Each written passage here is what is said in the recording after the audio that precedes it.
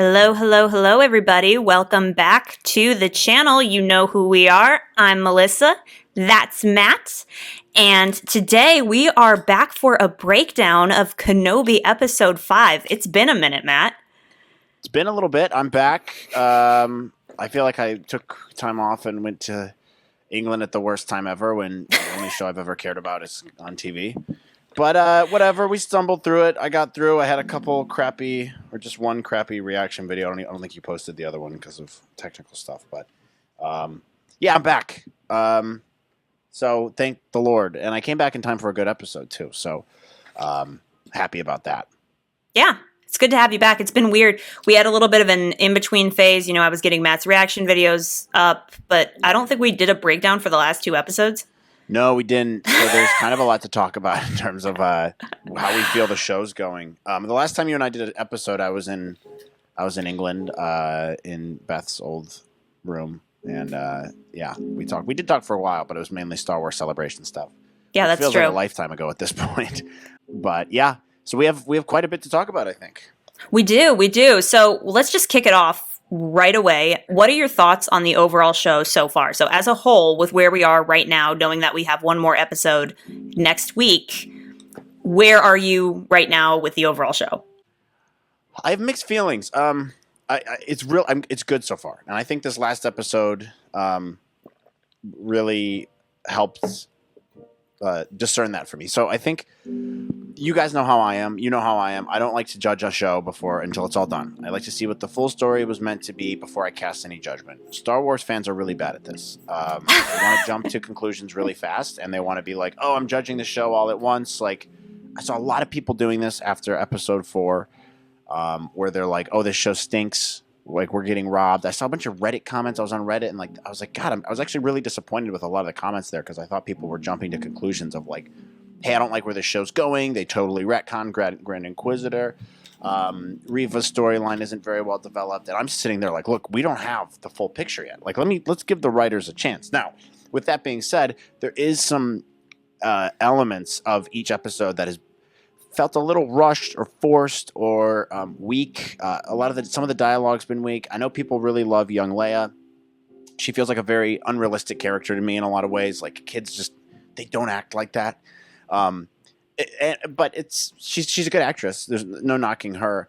I just think the writing's a bit aggressive for someone who's supposed to be 10 years old. I think they set up the story really well with Episode 1.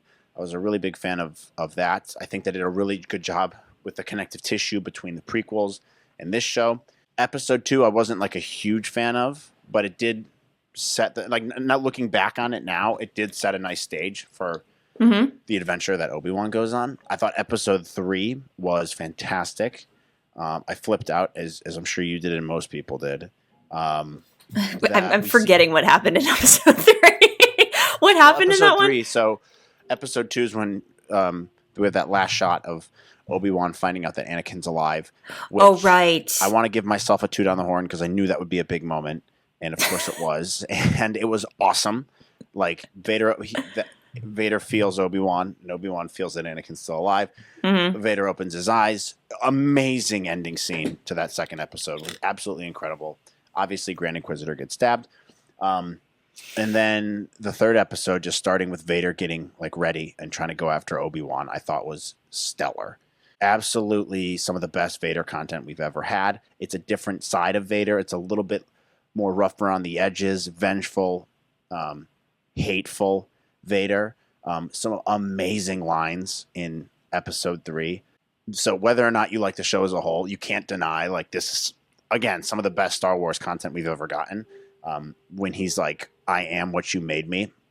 Chills, dude. People were criticizing about how he force pulls Obi-Wan into the fire and then Obi-Wan gets away. I don't care about that at all. I don't think that was poorly written. I actually think it was really well written with how he's holding him down there, trying to make him suffer more. He may have been able to go across the fire to get him. I don't know. I don't know what Vader's suit can and can't do. But I thought the scene was awesome. Like, that whole scene of how he gets away, how fearful Obi-Wan was. I thought, they did that on purpose. He's weak with the lightsaber. Obviously, he should be. His fighting skills are bad. He hasn't fought with one in over 10 years. He's also still conflicted with the fact that that's his friend in there. What have you become? Oh my God, so awesome. And then episode 4. So I know you weren't a huge fan of that. I thought there were some really good moments in there. I thought it was very rushed. I think the pacing of that episode was poor. They put some stuff in there that we didn't need. And when I'm rewatching it, I was like scrubbing over like the little screenshot thumbnails to just see the good parts. And I'm like, God, there was a lot they probably could have taken out of this. There were some corny moments like that speeder that's shooting at Reva. And she's sitting there blocking all the shots from the starship. It just looked awkward. Muppet Man. How the third sister and seventh brother, whatever, are like fighting like their children is kind of funny to me. They're mean girls, dude. Yeah, but I don't care. I still think they're cool characters. I think Reva's... people were shitting on Moses Ingram, her acting. I don't necessarily know if it was her acting. I think it was... I blame it more on the writing. I think some of her lines are just not well thought out. The way she's interrogating Leia, like Leia's like a sentient 20-year-old adult, is hilarious to me. It's like, no, what are you doing? He's a child. And she's like trying to pull like psychology tricks on her and stuff. That was weird, but still fine. And then we get to see Obi Wan with a lightsaber again in that episode, which was amazing. He's starting to get his mojo back. But my biggest complaint with the show so far is the episode length. Yeah, that's my biggest complaint. Make hour-long episodes, like 6. You can tell the story, like let it breathe a little bit. You can have slower pacing stuff. Like episode 4 was such a missed opportunity to have Obi-Wan ruminating and thinking about his relationship with Anakin, where he's come from, recovering, training some more, and they just kind of rushed through that whole, which is an impactful moment. He's sitting in that bacta tank, and he's having all these flashbacks to what just happened. I think that was a missed opportunity to let that breathe a little bit more. And so, like, you know, the shorter, like 35-minute episodes, it's like, I don't know. I don't think we're 100% doing the series justice. Now, there's a couple other things you could say in there, which is maybe they're trying to keep it short and sweet because there might be a season 2 on the way. I don't know. But with also that being said, this last episode, episode 5, I thought was paced very well. I really liked the writing in it. I think I'm not a writer, so I can't tell you the exact elements. For sure. The way they pieced everything together in the 5th episode, I think, was really great. It felt very Star Wars-y. Vader was incredible. Reva this was her shining episode so far. Very good acting, very good writing for her.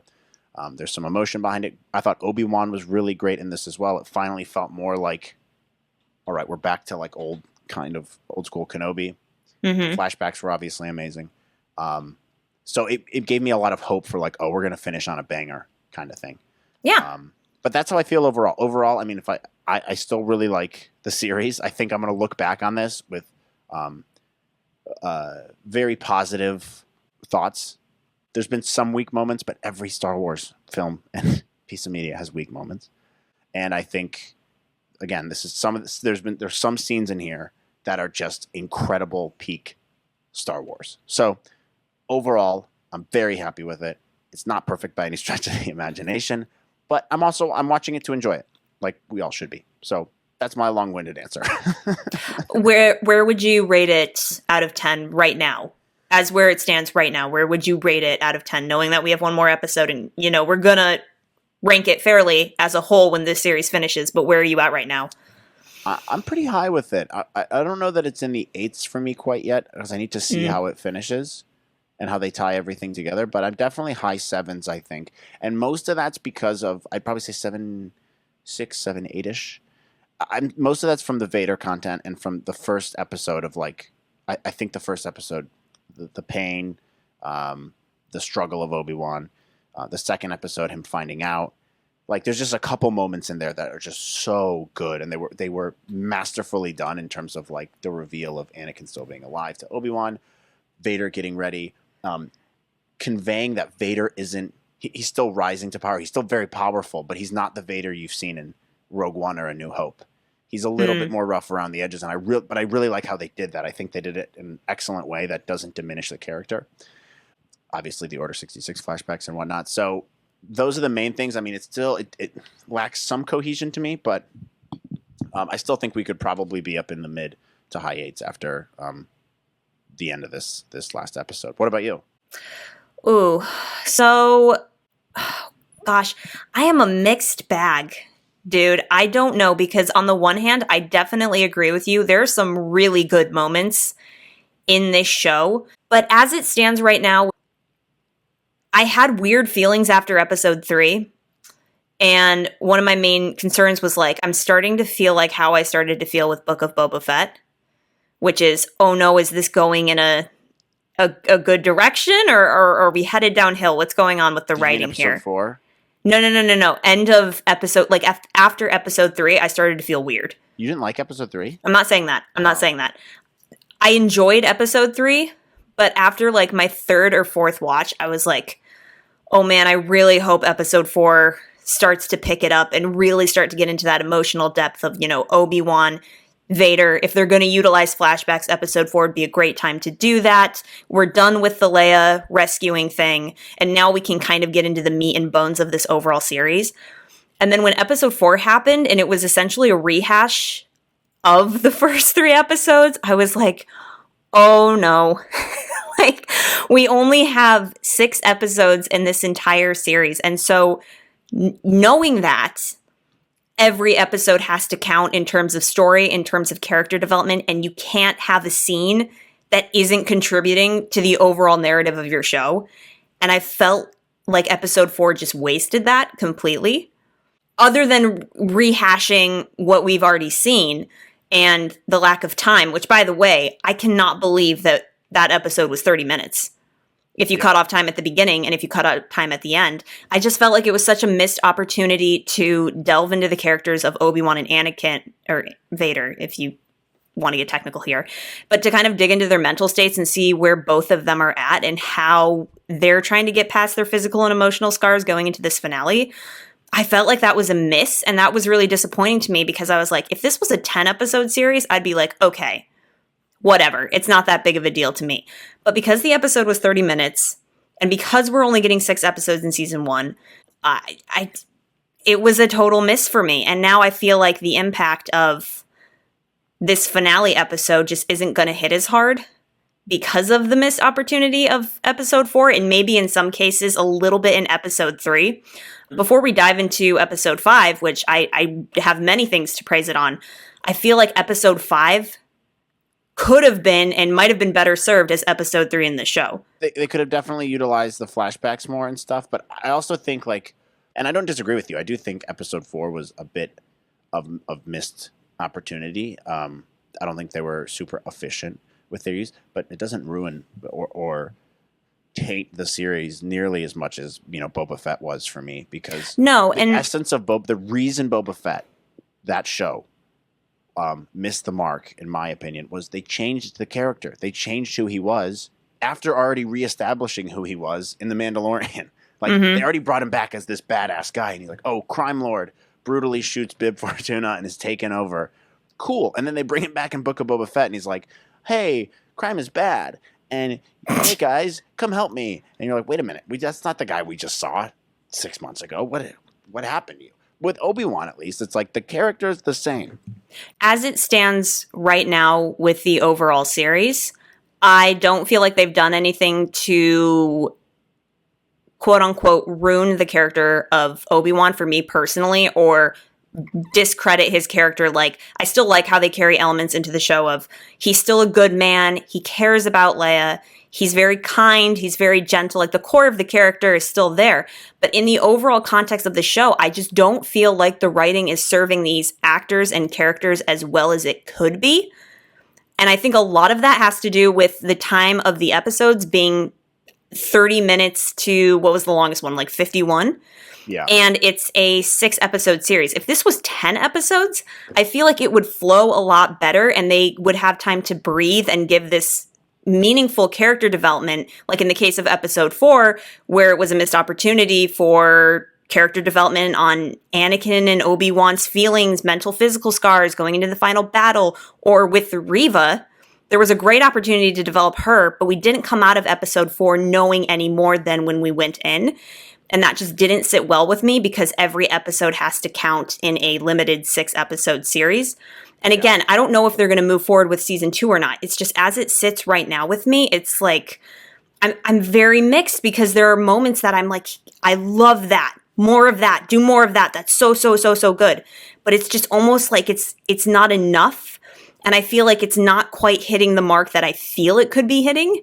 And I say that because, like, I want to be honest. Like, I don't want to be like, it's all good and dandy and I'm loving every second of it. It's like, I am enjoying it, but I feel very strongly there are things that could be executed better. Yeah. But, and again, it's going to change going into the finale for sure. I know it will, but it's probably around a 7. Okay. Ish. That's fair, by the way. I think a lot of where my rating's coming from too is nostalgia. I'm just happy to see these characters back, and there's just pockets that I think they've done a really good job on. Cohesively as a television show, just third party, it definitely is missing some marks. And I think it's important to have that perspective because there are some Star Wars fans who go, I'm just happy to have Star Wars. I'm just going to enjoy it, and I'm going to love it no matter what. It's like, well, it's kind of a flawed view to have because it's important that people speak up on this stuff because if you don't point out the flaws in it, they're not going to make better content. And it's fine if you just enjoy it no matter what. I'm not telling people if they're 100% enjoying it, they shouldn't be. That's not what I'm saying. What I'm saying is it's okay to have your point of view and be a little critical of it. I'm somewhere in the middle. To me, last episode was probably the highlight of the season so far. Just because I can't describe how I like the writing, but I know that I liked it. The flow, the pacing, the use of characters here, the parallels between the flashbacks that we had and present day, excellent, real super well done.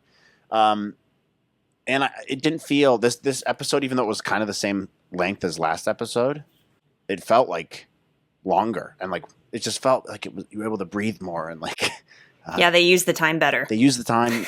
Definitely, they used the time better. Which, by the way, I think that was because the writers for this episode were, and I watched your reaction video and died. Joby Harold and Joby Bias. Joby Harold and Andrew Stanton. And Andrew Stanton is a Pixar director. Oh, nice. And I believe he did Finding Nemo, and I can't think of any other Pixar movies that he did, but I know that Finding Nemo was up there, but he co-wrote this episode, and I think it really shows. Definitely. I mean, this episode felt a bit different than the others. In like a really good way. I thought that my only problem with like episode 1, for example, there almost wasn't enough, just a tiny bit of not enough meat or risk, I guess, is a better way, or like there wasn't enough. I don't know. Like the setup of the episode was great. Introduction of characters, great. Reintroduction to Obi Wan, great. But the ending of it, of him just leaving, I'm like, okay, he's leaving. But I don't know. There just wasn't much of like. It didn't leave much left to be wanted, I guess. You left it feeling more like you wanted more. Kind of. I mean, I definitely wanted more. Yeah, a little bit. But I think. This one, I guess, in contrast, it felt like, I can't wait to see how they're going to end this. It made me a little nervous because I'm like, one last episode, how long is it going to be? What are they going to do in this last episode? How's it going to wrap it up? But very efficient use of each character. Vader was done perfectly, opening up with these flashbacks. Very, very great idea. I don't know why they haven't used that more. I think that would be such a good tool to use throughout the season. Like, oh my gosh, what a missed opportunity. Because you know what? You know how I told you that I felt like this was the first episode where I'm like, oh, Obi-Wan's back. We got old Obi-Wan. I would have felt that way earlier. Like just me feeling like Ewan McGregor on screen is Obi-Wan. I would have felt that a lot more if we would have had this earlier on. I agree completely. And then also it also helps reinforce that Anakin is the one behind that suit. You know? And I still did get that in episode 3. I still did feel that in the way he talks and the rage he has. And the hatred for Obi-Wan. But it just would have been a little bit more powerful. I think it would have made episode 3 hit a bit harder if we had those flashbacks in episode 2, for example. When Obi-Wan goes I to completely that agree. Coruscant planet. Now I'm looking back on that episode and I'm like, I feel like that could have been used a little bit more efficiently too. Well, the way that they used the flashbacks as a story tool to highlight the way that Anakin and Obi-Wan are thinking tactically was so creative, and that's what I feel like a lot of people wanted to see more in the series, where was the use of flashbacks to further elevate the characters with where they are now Yes. in the timeline. And so I thought the way that they were utilized was just brilliantly done. And like you said, that they could have brought that in as early as episode 2 and then carried that throughout the show. But if they had those little elements to drive the story in each episode regarding whatever the hell Obi-Wan's trying to do, it just would have been so much more impactful. Yeah, especially when he's in that back to tank in episode 4. Yes! Like, that's a perfect opportunity. Like, it would have just helped move the story along so much more, I think. And you're right, it's just more impactful. It's just, it would have added so much more to the weight of the show and the trauma that both Anakin and Obi-Wan are trying to overcome and the wounds that they've given each other. I mean, I keep saying this, physical and mental, emotional scars. It would just have been such a nice use of flashbacks to incorporate that into how both of them are feeling in modern day. So I will start off on episode 5 with saying that I loved the flashbacks. Great way to start the episode. Really strong. Perfect, by the way. The choreography of their flashback scenes so good was so prequel-y and so good. I felt like I went back to Revenge of the Sith and Attack of the Clones. Like, it felt so seamless. And not only that, is they're fighting, the choreography for that mimics their final battle in Revenge of the Sith. Yep, I noticed that and I'm too. like, what an amazing way to tie that from the past to now. Like, that's just such a good use of story. And you said this in your reaction video, but damn, Hayden still got it, dude. He still got it, dude. I was really impressed with how nimble he is. Now, he does look very old. I'm surprised to try to do some de-aging on him. And same with Obi-Wan. When you first see him, you're like, we're so close. But I don't care. I don't care. This is great stuff. They talk the same. We get the really good Anakin mannerisms. Hayden has not lost that character at all, which is important. The two things I do want to say really quick, but the de-aging, I agree with you. I think that's pretty minor. But considering the fact that they blew the budget on deep faking Luke Skywalker, you would think that they'd at least do a slight touch-up. Yeah. You know? You know what? And guess what? It's only a matter of time before we see, like, Shamook on YouTube having fixed it. It's like, give it a day. It'll be up there. No, people on YouTube, like, people with no experience have just gone in and lightly touched it, and it looks so much better. Really? Yeah, go on YouTube and look them up. They came out the same day. That does bring up a good point, though. Another problem I have with the show a little bit. The budget. Yeah, it just there's a couple scenes where I'm like, did they shoot this in someone's backyard? Like, even this last episode in that, like, shooting thing scene, it's like it's very clearly a green screen area, or like that those screens, whatever things. It just doesn't. It feels like the world is very small. There's not a lot of sweeping shots. Like, the Tatooine episode felt awesome. Like, that was great. I thought the set there was fantastic. I thought it felt very cinematic. Whoever shot that episode, I thought it did kind of feel like a movie. Some of these episodes have not felt like a movie. They felt like they're like a soap opera or something. Like, just the sets have felt like TV. Cheap. Yeah. Well, it is a TV show, but, like, it's just it felt just a little cheap and small. And I'm like, but then there's other scenes where I'm like, the Fortress Inquisitorius, I'm like, that's a cool set. That looks awesome, you know? And then there's just certain shots that you see where you're like, where did they shoot this? Like, this is a little strange. Yeah, I have to agree with you on that. I said that in my reaction video. You know, the scene where Reva and the stormtroopers are advancing on the refugees? Yeah, that's exactly what I'm talking about. I said in my reaction video, I'm like, this feels like they're on a set.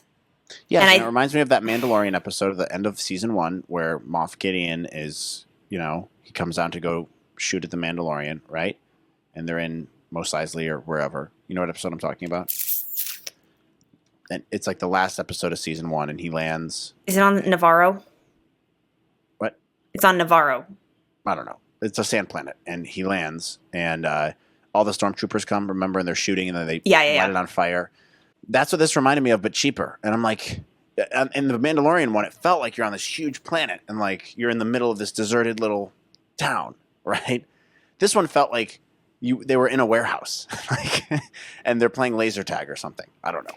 It felt. I think you bring up a good shot, and I think that's because of the lack of sweeping landscape shots. Yeah. You know how they have that new technology where they essentially just have that one screen to like build the. I don't know what it's called. Somebody correct me in the comments below later and get mad at me for it. But that new technology where it's like an entire room is created around them and the environment. Yeah. It felt like I was looking at that. Yeah. In that scene, and it really bothered me. And I definitely agree with you on the budget. In some moments in this show, it feels really cinematic and well shot. In other scenes, it's like, I hate using this word, but it feels fan filmy. Yeah. And I don't like that. But here's the thing is it's not consistent. It either looks really cinematic or really fan filmy.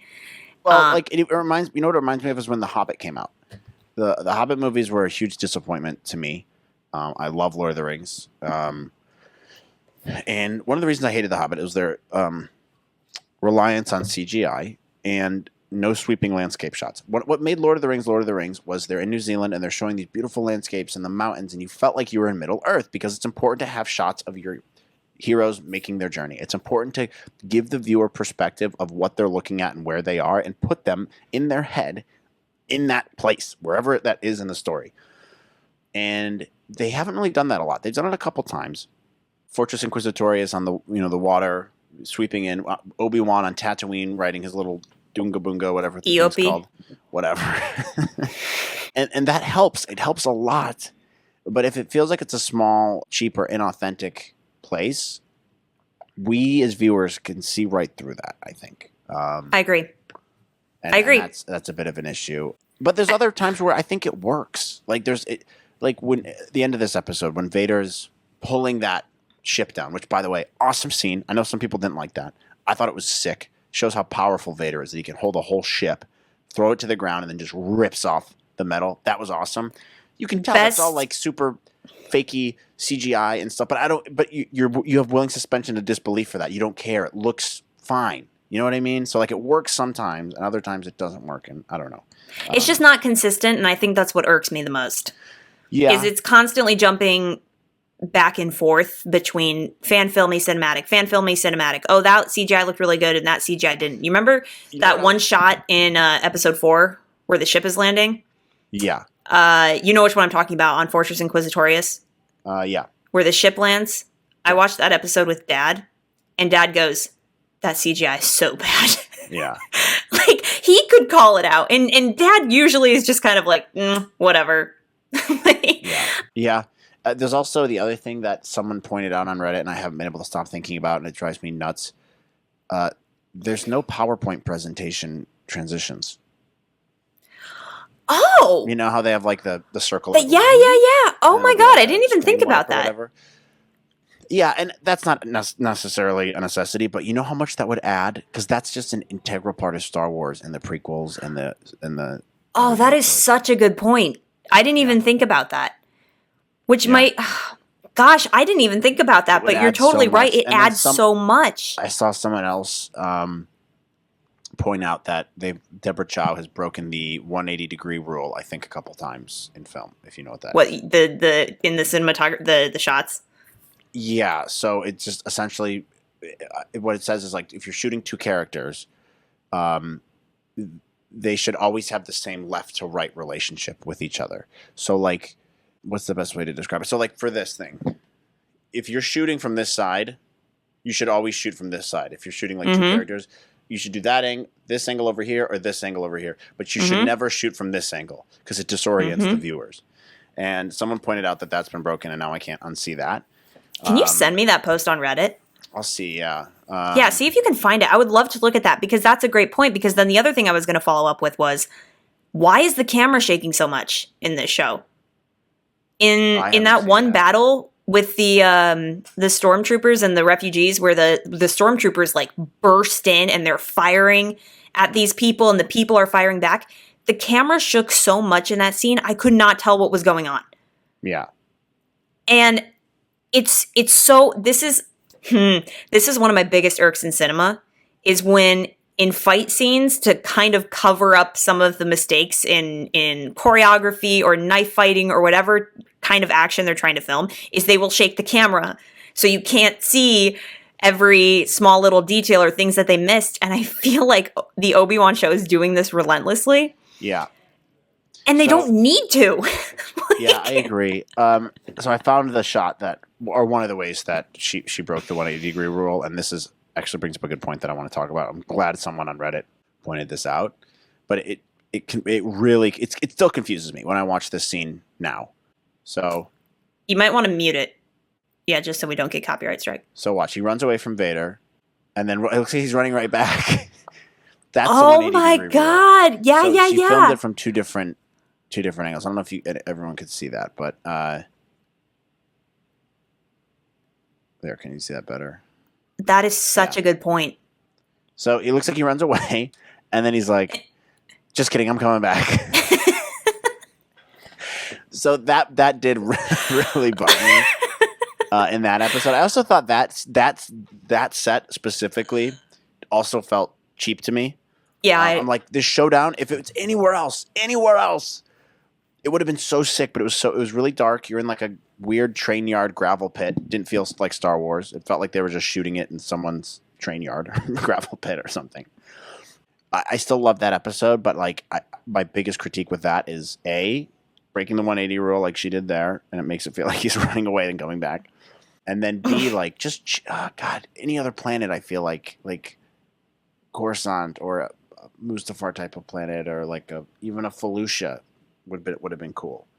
I really thought that they were going to do a planet like what's the one that the Mandalorian and Bill Burr's character Mayfield go to get information on how to rescue the child. What's the name of that planet? You know the one I'm talking about? The Imperial one? Yeah, the Imperial one where they break into the facility and then Mayfield gets all pissed off when that Imperial officer starts talking. Yeah. The planet that cool. Yeah, a planet like called. That. I don't know what that planet's called. Like, this one's cool because of the villagers thing. Like, I thought that was awesome, what a savage Vader is. It's like, that was really awesome to see him going through and just like essentially torturing these villagers. He runs to this gravel area. It was like, okay, it doesn't feel like we're on the same thing anymore. I don't know. It was fine. But I agree. Like, if it would have been, it changes the story if it's in an Imperial base or something. No. I'm not saying I want it to be. I wanted the Imperial base. I mean, like the lush, the environment. Yeah. It just felt more Star Wars-y. It would have been good if it's at like the area where, what's her name, the big-eyed, wrinkly chick from the sequels, Maz or something. Maz Kanata. Yeah, like that kind of planet where they find her. Yeah, like that would have been cool, and like in a village like that would have been cool. I agree, but I'm inclined to agree with you. It's like, oh gosh, I've seen each episode maybe about 3 or 4 times now, but on the 3rd and 4th watch, I noticed the fan filmy thing stands out to me more. The camera angles stand out to me more. The budget stands out to me more, and I'm just like, this is not consistent in execution anywhere, and it really bothers me, and I really think it's hurting the overall show and its impact. But no, the flashback thing, I thought that was a great way to start the episode. I loved how it was sprinkled throughout. I thought the choreography there was great. Totally agree with you on Anakin's persona. Everything he said was so Anakin, and everything Obi-Wan said was so Obi-Wan. It was like, I have been waiting for this. Yeah, I love it. I felt like I was back in the theater as a 10-year-old watching Attack of the Clones. I really did. Like, that was amazing. Loved it. Another great thing about this episode is its one consistency is Vader. Vader is perfect in this show. Like, I mean, I have not seen a single moment where I was like, that was a disservice to Vader. And this episode was peak Vader. He was unhinged. He was powerful. I gotta talk about that moment at the end, dude, where he just kicks Reva's ass and he doesn't even use a lightsaber. He's just messing with her the entire fight. Yeah. And he's just using the Force. And then goes, I know! Awesome. He's just using the Force to be like, are you done with your temper tantrum, kid? Yeah. Okay, cool. Like, I was like, yes, this is peak Vader. And I think the episode just did him justice so well. Also, the choreography of that fight between Vader and Reva. I don't know who choreographed Really that, but it was so well done. Yeah. Really good. Very Vader-esque, the way he grabs the lightsaber. Do you see his stance and he does this? Throws her one, like, whatever, I'll give you one. She did a great job acting there initially when, like, I thought she was really good this episode. Also, Moses Ingram really got a chance to shine in this episode, and I think that that's proof that the writing has been doing a disservice to her as an actress and to her character, because she was great in that scene. Yeah, and also to everyone thinking that her character stunk, like, it makes sense now. Thank you. Like, I knew they were going to do something with it. I wasn't super happy with, like, some of the delivery of her lines was she's interrogating Leia in episode 4. But also I think that's kind of writing. But back to your Vader thing. When at the end of that episode, I completely agree. Like, there's not been one wasted second with Vader, which makes me nervous because, like, you got to be careful with how you use him as a character. But absolutely, he's gotten a lot of screen time, and him at the end of episode 4, like, just pissed off, and he, like, force chokes Reva. Awesome. And this is the first time I've really felt like 100%, no doubt about it. That's Anakin there, you know? I agree completely. There he is. I feel that same Vader from a Revenge of the Sith that we see fighting on Mustafar. Like, that feels like the same one person in there, which I love. That's honestly, I think, the first time that Star Wars has done that, and, like, making you go, yes, that is Anakin Skywalker. Because up until this point, it's hard. I think that they've really segregated the two. Mm-hmm. Where they're like, Anakin Skywalker was a good, loyal man who would do anything to protect his friends, and Darth Vader is this evil monster who's just destroyed everything and anyone around him that knows anything about Anakin. But now they've, like, merged the two. Yeah. And I think that this episode did it really well, especially with the incorporation of the flashbacks and, you know, paralleling Vader's train of thought versus Obi-Wan's train of thought. I just thought it was exceptionally well done. And to see Vader he steals every single scene that he's in. Like, he walks in and you're like, yes, King, that's my boy. Yeah, I completely agree. He's so badass. He's so good, dude. And then when we get obviously the flashback of the younglings and stuff. Speaking of Reva, we find out she was a youngling. Great storyline, brutal. Of him, we get the rehash of Order 66 emotional damage, and then killing the kids emotional damage. Did he actually stab her back then? I didn't understand. Yeah, let's talk about that. I watched that scene like 5 times. Yeah, it's great. It's completely unclear whether or not he stabbed her, because it looks like it's implied. But if it's implied, that would mean that Reva has survived being stabbed twice. Right. Well, the reason why I think that she might have been stabbed, the only reason why, is because of when Grand Inquisitor says, it's amazing how, like, revenge can give you more will to live or whatever, right? Which is how he survived. Everyone's just surviving stabs. Which, by the way... she's surviving again. Like, what? Qui-Gon must be turning in his grave. Oh, my God. Because good old-fashioned stomach stab doesn't work anymore. I don't think so. See, I heard someone else say something similar today. I saw some meme that was like, oh, Qui-Gon has the short end of the stick. The difference is Sith versus Jedi. I think that's what it is. Like, how the hell did Anakin survive on Mustafar? His hatred. His will to live. His Sith feed off of their hatred, right? Evil. And they're evil, right? Jedi are more like, all right, I'm dying. I'm going to become one with the Force, and that's I accept the end of my journey. Yeah, I accept it. And I can still be powerful on the other end. I mean, I guess with Qui-Gon, that's probably what he thought, since he learned how to do it. But he doesn't seem like the kind of person to be like, no, I have to stay alive. It's like, it's different ideologies, I think. So that's kind of my interpretation. It's just, for me personally, I'm like, can somebody just get stabbed through the stomach and die? Like, I know. Do you guys all? They did it a little too much in this episode. Like, Grand Inquisitor's alive, and then they're like, "Oh, you got stabbed, and you're gonna." It's just getting a little redundant.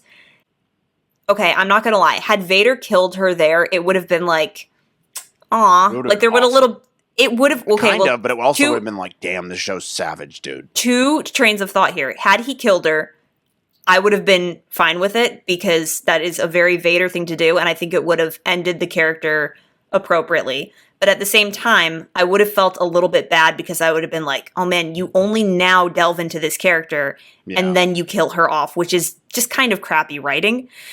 I think the way she survived is pretty stupid, because I don't think that Vader would let her live, especially if he thought that she was no further use to him. I mean, this is like Bad Guy 101, and I said it in my reaction video, but I hate it when villains in TV series or movies leave a hero or whoever it is for dead without finishing the job. And then the person comes back later and they're like, oh, I survived. I'm like, well, just finish the job. Finish the job. She's no longer of any use to you. So why would you leave her alive unless you thought that she had something more to give you? Like, why leave her alive? And so that didn't make any sense to me that Vader's like, peace out. Bye. You're just going to die. Like, that's not how that works. And so I thought that was kind of lazy writing there. Also, side note, that has nothing to do with anything. But the way the Grand Inquisitor walked up and he goes, hello, third sister, I started dying. Yeah. You know that meme is, I lived, bitch. Yeah. Yeah. That's what that felt like. Yeah. It was good. I'm glad to see he's back, by the way, too. I would have been mad if they retconned that. Yeah, me too. It would have been weird. But that was funny. Also, the Bail Organa message, by the way, I saw a hilarious TikTok today, but like, I was thinking the same thing where he's just like, hello, Obi Wan Kenobi, former Jedi Master who used to live on Tatooine and has Leia with you, who's Darth Vader's child. I am Bail Organa, and I adopted Leia, who's Vader's child, and now I haven't heard from you in a while, so I'm going to go to Tatooine, where Vader's other twin child is living, and I'm going to go make sure that you, Obi-Wan Kenobi, are safe, and I'm going to go make sure that he, Luke Skywalker, who is also Anakin's son, is also safe. So please get back to me as soon as you can. Thanks. You're like, okay, man. Hey, Bail, cool it, bro. And also, Obi-Wan, call him back. He's just like, got a message from Bail. There had to be a way of him like just sending a beeping signal to be like, yes, I'm alive. Yeah. Like not having to send a conversation. But I have to admit, I thought that was lazy writing as well. Like Reva just happens to find it. Like what they could have done is have the beacon laying in the sand and then it glitching the message. So at least she would have had like a reason to be like, oh, what's that? I mean, I think it's fine. Yeah, I mean, we're nitpicking a little bit. But yeah, I mean, you're probably right. That would have been a little bit better. But let's talk about that for a second. So like, what does that mean now? So like, Reva's going to go to Tatooine. She knows that Luke is... I highly doubt it. Is she going to try to kidnap his kid, like Luke, in order to get to Vader? Like, I think her motivation is I will somehow use Luke to get to Vader. That's the only way I could see it playing out. Because now I guess she knows now that Luke and Leia are Anakin's children, which, by the way, is another big deal. And that does beg the question, if she knows that, then that kind of does put Obi-Wan in a position to kill her. Yeah. But would he do that? If he had to protect Luke, yeah, he would. Which, by the way, that might be where Obi-Wan, that's the evolution of his character, right? He kills Maul with no hesitation in Rebels, right? Because he's doing his duty of looking after Luke. Looking after Luke and Maul's a threat. Right now, Obi-Wan's still kind of like, I don't know who I am. Who did I used to be? Am I a Jedi anymore? Am I not? And I think maybe he'll come to terms with realizing I need to protect Luke and make sure that he's okay. And end up killing Reva if he needs to. Maybe that's how the season ends. Maybe we don't get a ton of Vader. Maybe he fights Vader again, realizes he's not going to win, and then has to rush back to Tatooine and kill stupid Reva. Man, that's a lot to do in a final episode. Hours. It could be 2 hours. It could be an hour and a half. I don't know. Gosh, it'd be weird if they did that, but if it's, I swear to God, dude, if it's 30 minutes, I will rip my hair out. There's no way in hell, dude. No way. I that would make me very, very angry if they did that. But as far as Reva goes, I think the writing best served Moses Ingram in this particular episode. Her acting was better all around, and that was because of the writing. I don't think that they've been giving her a lot to work with. I thought her acting was fine up until this point in the series. She had a couple good moments, but it was like, oh, okay, like, whatever. And I wasn't, like, super sold on her character. But they finally gave her development, which should have come, I think, 2 episodes ago, to get into her character motivations and for us to feel more compassion for her. Because that whole scene where she's talking to Obi-Wan up against the wall is meant to make us feel very empathetic towards her. And it does work, in a sense. It does work for that moment. But it could have been more impactful had we had this knowledge of maybe her being a little bit, like hints of her being sensitive towards children in prior episodes. Like maybe every time like they interact with a kid, Reva's kind of slightly going out of her way to like protect said kid, and we're like, why is she doing this? She's a bad guy. And then you find out, oh, she's doing this because she was once a kid who watched all of the children around her get slaughtered. And so she does have that element of compassion, therefore making her a more sympathetic character. Or But just they telling didn't- us from the beginning that was her motivation. It might have made it more interesting. Like on Order 66, you see her at the beginning, and then you see her transition to becoming an Inquisitor and just hating Vader, and like, you know, you see that as her motivation the whole time. I don't know, but I agree with you. I think her character was much better served this episode, and overall, it was a well put together episode with good writing. And I just good wish it came action. sooner. Yeah, I mean, you know what? Shoulda, coulda, woulda. I'm happy with it. I'll take it. There's also one other thing about the show that I'm interested for your thoughts on is the way they do lightsabers now is very different from how they used to do them. So they actually have like real like blue or red lightsabers they use, which creates like this glow, which is kind of cool. But in some scenes, it feels like they're holding a toy, in my opinion. What do you think about that? Have you noticed that at all, though? I have noticed it, and the blades are a little bit thicker too. Yeah, they don't look like your typical. I didn't mind it at first. In fact, I thought it was really pretty at first. Yeah, like they started just like the using way it in Mandalorian with Luke, right? right, And, like I thought it was looked great. really pretty, but it does kind of take you out of the show in the sense where there is a disconnect with how they used to look Yeah, in the prequels. Like even if you look at the sequels, the sequel lightsabers don't even look like that. They aren't that bright. They don't take up that much saturation on the face and in the world around them. Right. And I gotta be honest, because the lightsabers take up so much of the space around them in Obi-Wan, I think that contributes to the fan filminess of it. Yeah. Because I have a $200 lightsaber from the Disney parks, and it does that. And like, if you turn off all the lights, and if I turn on the lightsaber, it reflects off of everything. The walls, my face, the screens, like everything. which is technically what a lightsaber would theoretically do, right? Yes. Which is probably why they did that. But it there's is a just weird. disconnect. It doesn't feel like it did in the. They don't feel, and if they feel a little bit thicker too. I guess I don't know. Weird. Do they do that in the flashback scenes? I don't think they do. So. No, they do. I don't know. I'll pull it up. Yeah, I don't know, because I remember watching the flashback scenes and thinking, oh, this doesn't look as half they as do. saturated. No, They do? They do. Yeah. That's reflecting off their faces and stuff. Which I It don't... looks a little bit better though. They look a little bit smoother. Like they just look too crisp. I think like in the other scenes. I mean, look, this is such a stupid critique, but like, you know, this is something I noticed. They're also they're so bright. But one thing I do love is how Obi-Wan's so rusty with it in episode 4. That's one thing I really liked is like you want him to like be back to his normal self when he's like blocking the shots in the hallway, and you can tell he's super like rusty, essentially. And I think they've done a really good job with like conveying that. And the same thing with when he's fighting Vader for the first time in the 3rd episode of like he's just hanging on for dear life. It's something he hasn't done in forever. So that's something I really appreciate in terms of character development.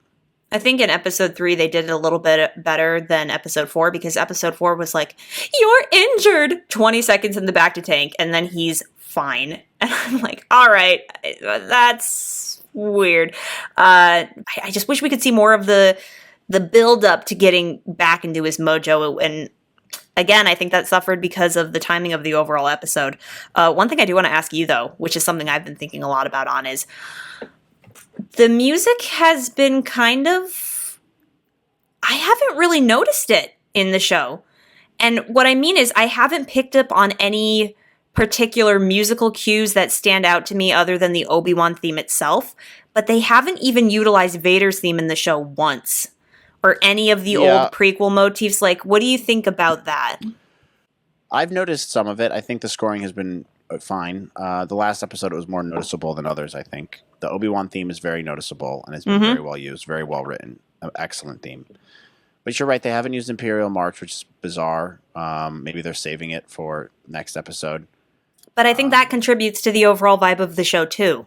I agree, and I think that was one of the biggest mistakes of the sequels was they didn't incorporate enough of the older music, and which obviously you still got to write new themes for all the new characters and stuff, but I've never scored a movie before, so I don't know exactly how it works. But yeah, I mean, that's definitely an opportunity where they could have, used more of that music, but not a deal breaker. But it is strange they haven't really done the Imperial March or any of that stuff or any of the prequel motifs. Somebody took the fight scene between Vader and Obi Wan, and they put prequel music over it, and it completely changes the vibe of the scene for the better. And I'll send it to you after this, but I watched it and I was like, that felt more Star Wars than the original scene. Which is to tell you that, like, music is everything. It's going to make or break your series. Agree. And I think this goes, I know that this is so subtle, but it goes off what you said about the PowerPoint thing. Like, little details like that I feel like are missing in this show, which is contributing to the overall lack of the Star Warsiness in some areas. Yeah. So that is super frustrating, but it's not like ruining the show by any means. But I think that those are the elements that are leading me to have mixed feelings, because I'm like, you are so close, but you don't quite have it to the potential that I see that you could have it. Yeah. And that's frustrating as a viewer. But what else? Tala's death was completely predictable. I liked her. I mean, Shauna Malwae-Tweep. Yeah, Shauna Malwae-Tweep. I'm sorry. She was the most interesting side character. And the side characters have not been well developed in the show at all. I mean, like, Roken, Wade, we hardly knew him. Kumail Nanjiani is a pretty weak character. He's pretty weak, too. And Tala was probably the most interesting one, but they gave her a rushed moment with Obi-Wan, and then they killed her. Yeah, and they also didn't. I was confused as to who she was. They didn't do a good enough job explaining who she was, I thought. Unless maybe I missed something. But the other thing that's funny is Ice Cube's son, who I'm never going to see as anyone but Ice Cube's son. He's like, man, I'm not going to help you. And Obi-Wan's like, please. And he's like, okay. Fine. Which, by the way, he played it off on, like, Twitter that he was going to have this big role in the show. It is and kind he doesn't. A big role. It's kind of a big role. It's for an actor, that's a pretty big role. It's a decent amount of time, but we know little to nothing about that character. And so, like, it's like good for him. I'm happy for him. I don't mind his character, but they haven't given us enough to actually make us care about him or Tala or Wade, who got killed and we were supposed to care about in the 4th episode, or that other girl whose name escapes me. It's just like they have all of these side characters, Haja, but they don't. Yeah, Wade. Who was that guy? I'm like, I don't even Wade. know. I'm like, who cares? Some random guy. And then they come back and I'm supposed to feel bad. She's like, we lost Wade. I'm like, who cares? But that's what I'm talking about, dude, is like the side characters, they're not that interesting. I mean, to go back to the episode of The Mandalorian where Mando and Bill Burr, Mayfield, are working together, you really feel for Mayfield, especially when they're in that scene with the officer who's like, all those people died and they were expendable and whatnot and all this crap. And Mayfield is like seething. He's so angry. And you can really feel in that moment what that character's been through, his trauma, his PTSD, how guilty he feels over losing his friends in battle. And with Tala, it's like, here's my sad little sob story. I'm going to go throw off a thermal detonator now. And I was like, I'm sad, but not really, because they didn't develop you enough. Yeah, it wasn't as impactful. I mean, it is sad, but like it wasn't. Oh, she's a great actress. It wasn't as poorly done as the Tusken Raiders dying. That's true. She had her like little I Am Legend moment at the end there. She went out Rogue One style. Yeah, Rogue One, which is a great way to go. Yeah, good for her. Another love interest from Obi-Wan. I don't know if it's a love interest per se, but they would have been a good couple. Potential. Deborah Chow actually said in an interview, she said that they wrote them at first as a love interest plot. And then Deborah Chow X'd it because she was like, this is really predictable and we don't have time for it. Yeah. Well, make time, dude. You're allowed to make more than 6 episodes. And make them like 45 minutes to an hour at least. Yeah, they may have ran out of budget, to be fair, but I don't know. Anyways, let's get into viewer thoughts because I got to get going in a sec. Okay, so we have 5 comments, and I'll just read them off if you're cool with that. Yeah. But David Milano says, I think this episode delivers more on fan expectations than any of the previous episodes. I just hope they stick the landing next week. Yeah. Jinx, you owe me a Coke? And yes, I agree. I think you're hitting it right on the head perfectly. Next episode will make or break the series for a lot of people. Yeah. I'm still going to probably like it no matter what because I'm a sucker and there's been a lot of nostalgia in it for me. And the amount of Vader content is enough to last me a lifetime now of going back and watching those Vader scenes, which are spectacular. But yeah, I do hope they stick the landing. I have high hopes for it. The show overall isn't as strong as I thought it was going to be, but I also had super, super high hopes and like I thought it was going to just crush it on every level. But sometimes you need time to let these things marinate too. So like, I picture it as like listening to a new song album. One of my favorite bands is Empire of the Sun. They came out with an album a couple years ago, Two Vines, and I listened to it once all the way through, and I'm like, I don't really like this. Like, it's fine, but it doesn't really feel like the same band. It does, but it doesn't. But it's like, it's good, but I just don't. I don't really love any song on the album. And I listen to it again, and I'm like, oh wait, this song's pretty good. And then I listen to it again, and I'm like, oh, this other song's really good too. And then I listen to it again, and now I have like 5 or 6 really like favorite songs that are on that album. And I just needed time to sit with them because they were new and innovative and different, but the same band. But it wasn't exactly what I was expecting before. And it's the same thing with Star Wars content when it comes out. Sometimes you just got to let it marinate for a little bit and be like, all right, how do I feel about this?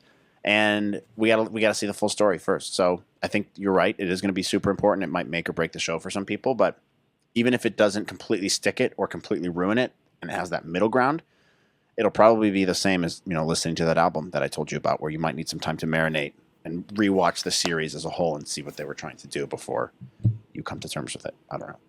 Well, let's just hope this final episode maintains the high ground. Yes. I do think episode 5, this past episode, is the strongest of the entire show, though. Yeah. For sure.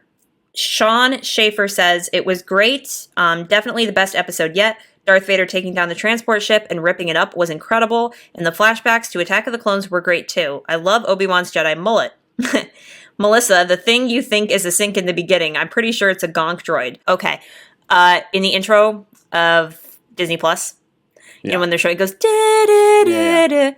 There is a thing that looks like a sink. Oh. Like a kitchen sink. Yeah.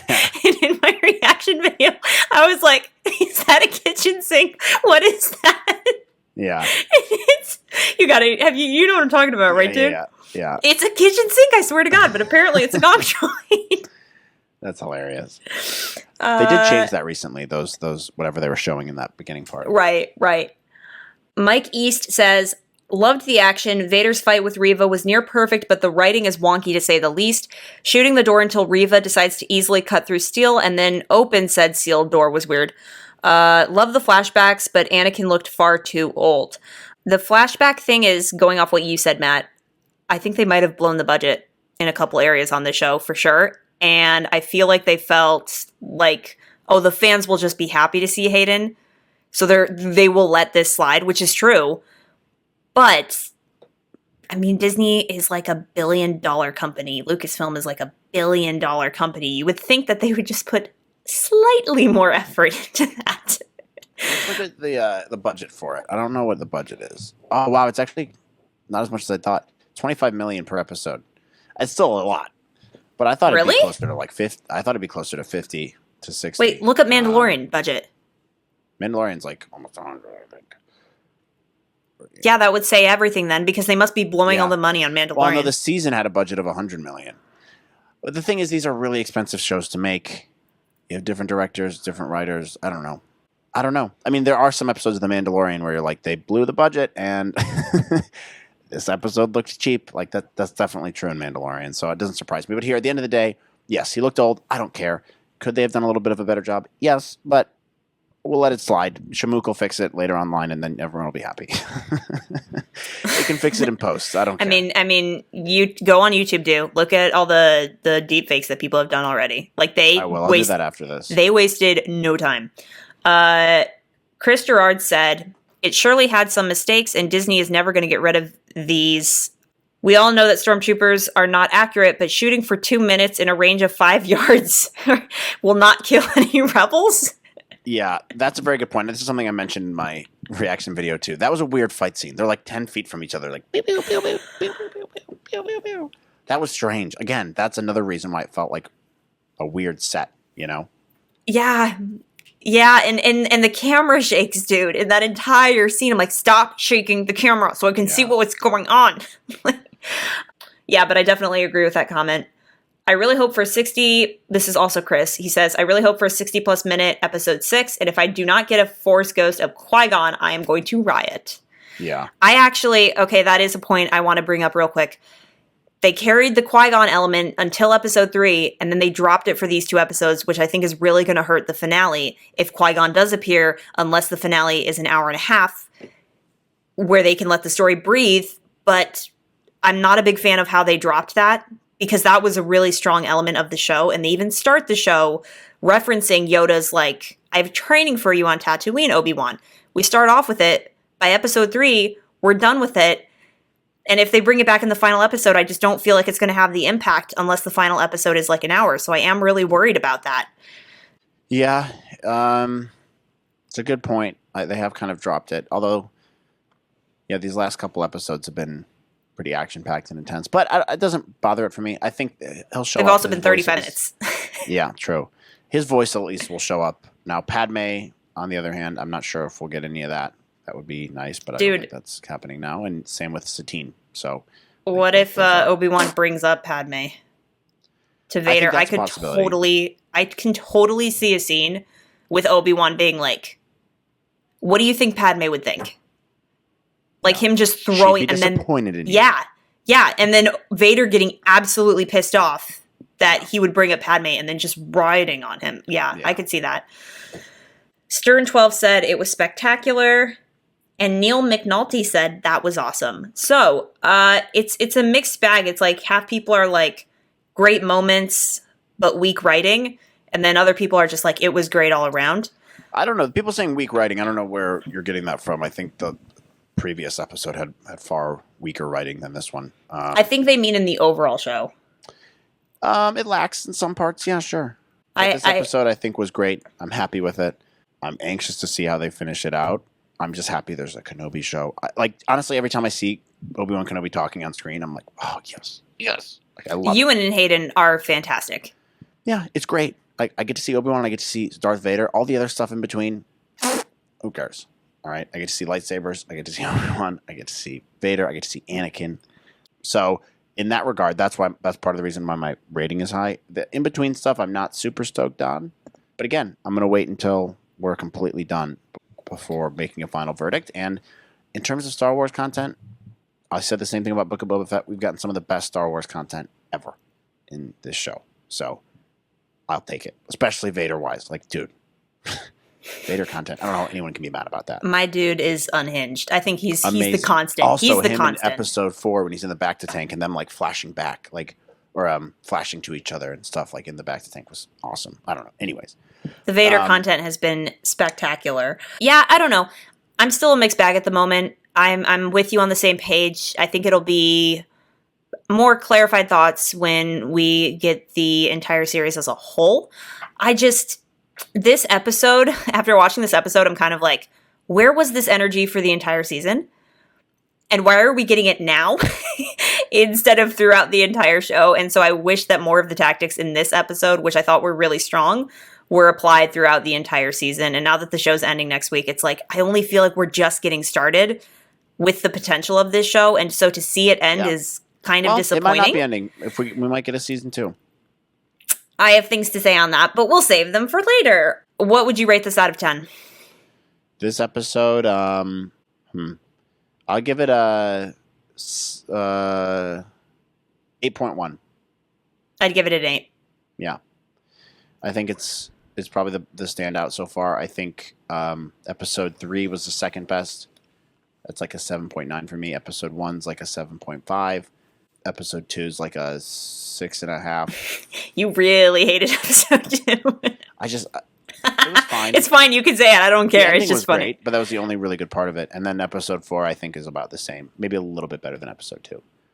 I'd rank it lower. Yeah, well, I know you would. But yeah, that's it, guys. Thanks for tuning in. Thanks for... I'm surprised we didn't have more thoughts on this episode. We had way more thoughts on episode 4, but go to our community page. Let us know what you think. We'll do another breakdown for the finale next week. Maybe we should do a live reaction to that next week, Melissa. Yeah, that might be a good call. Only we definitely have to... Well, we don't even have to have the episode on. We can tell you guys what time to start it. Yeah, and then we can just record it separately and put it in post or something. Yeah. But in the meantime, go follow us on Instagram, Twitter, TikTok. Check out the show. Tell all your friends. Click the notification bell on YouTube.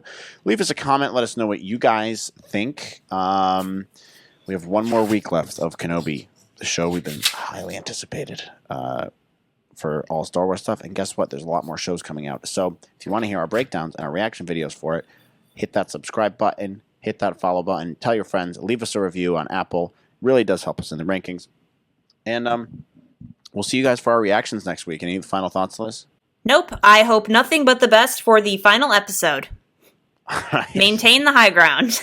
We'll maintain the high ground. We'll see you guys next time. Bye. See you guys.